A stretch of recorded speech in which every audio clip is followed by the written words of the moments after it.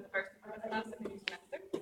And basically, we were all about technique today. So we went back to basics that we need to be nice and bouncy. So we started off our class by just jumping up to get that nice bounce from the knees, not the feet. We don't want to see any of this on the tiptoes, which is nice from the knees. And then getting our frame engaged,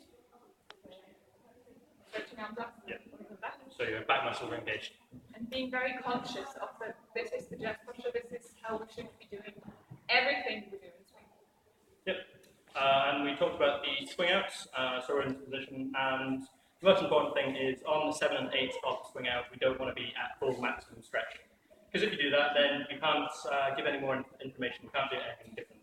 So if we just do a swing out, 1, 2, 3, and 4, 5, 6, 7, and 8. So you can see Steph and I aren't fully stretched, which allows us to do a rock step and get that additional stretch. And we can do other things with that. What's important for the followers in the swing out, the usual is that I have to go until the end, I have to come towards my lead and also walk away from him again.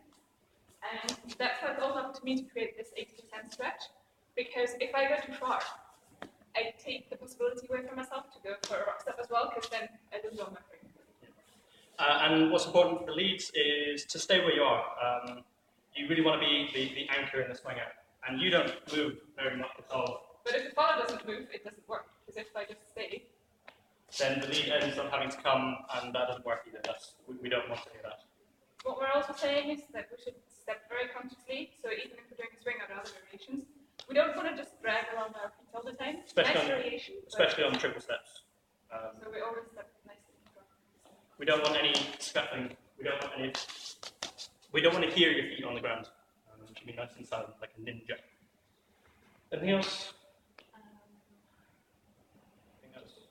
We also said that we're going to focus less on improvisation, because we all know it's fun, but it's even more fun if you have the technique behind it. So it should really, like all the basic moves, like a tuck turn even.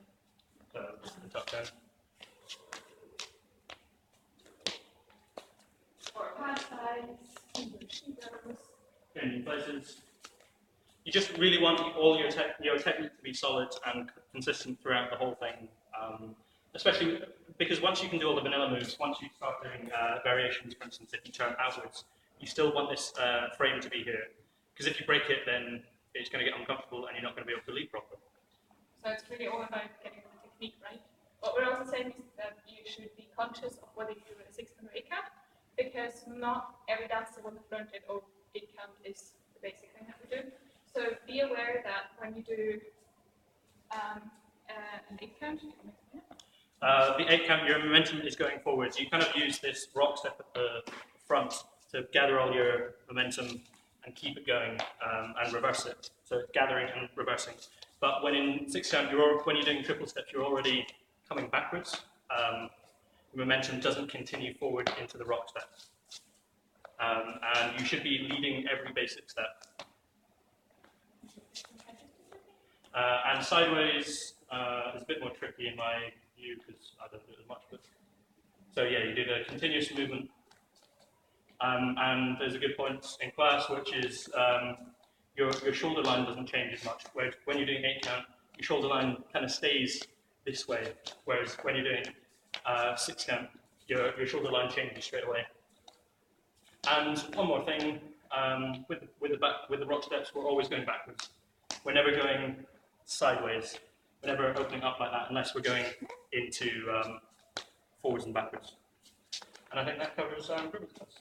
And just also for the followers to be very conscious of what your lead's doing.